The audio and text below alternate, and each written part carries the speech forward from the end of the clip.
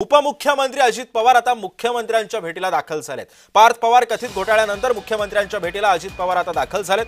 वर्षा निवासस्थानी या दोघांमध्ये भेट होणार आहे। हे प्रकरण नेमकं आता कोणत्या दिशेला वळण घेतं हे सुद्धा पाहणं तितकंच महत्त्वाचं ठरणार आहे। दरम्यान दोघांमध्ये नेमकी काय चर्चा होते, या जमीन व्यवहार घोटाळा प्रकरणी नेमका अजित पवार काय भूमिका मांडतात, त्यावर मुख्यमंत्री काय निर्णय घेतात हे सुद्धा पाहणं तितकंच महत्त्वाचं ठरणार आहे।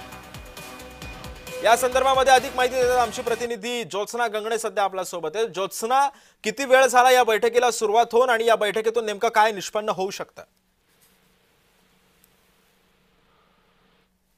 की अजित पवार यांचा मुलगा पार्थ पवार याच्यावरती पुण्यातल्या जमिनीचा घोटाळा प्रकरण जे आहे ते समोर आलेलं आहे। त्याच्यामध्ये खास करून मुख्यमंत्री देवेंद्र फडणवीस यांनी चौकशी समिती नेमलेली आहे आणि या चौकशी समिती अंतर्गत या संपूर्ण प्रकरणाची जी आहे ती सखोल तपासणी केली जाईल।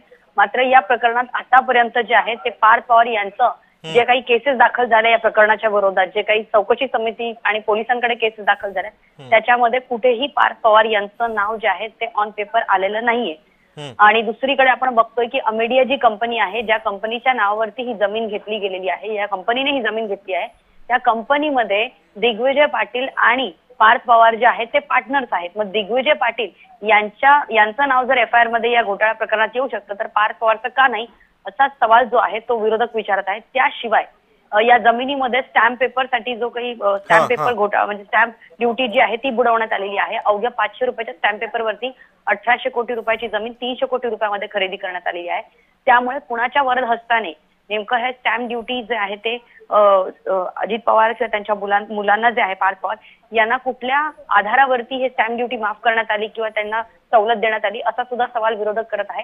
त्याशी आपण बघितलं की चंद्रशेखर बावनकुळे असो किंवा उदय सामंत असो यांनी मात्र या संपूर्ण प्रकरणाशी जे आहे ते हात झटकलेत आणि याच्यामध्ये जे आहे ते काही कारवाई ती होईलच, मात्र याच्यामध्ये स्टॅम्प ड्युटी घोटाळा झाला नाही असं महायुतीच्या इतर दोन पक्षाच्या खात्यातले जे या खात्याच्या संबंधित मंत्री आहेत, उदय सामंत असो किंवा चंद्रशेखर बावनकुळे असो, त्यांनी मात्र असं काही प्रकार जो आहे तो सगळा कागदोपत्री आणि कायद्यानुसारच झाला असं सांगितलेलं आहे। मात्र आता राष्ट्रवादी अजित पवार गट जो आहे तो मात्र नक्कीच ज्योत्सना, त्यामुळे आता या सगळ्यामधून आता काय माहिती समोर येते आणि काय मुख्यमंत्री बोलतात हे सुद्धा पाहणं महत्त्वाचं ठरणार आहे। धन्यवाद।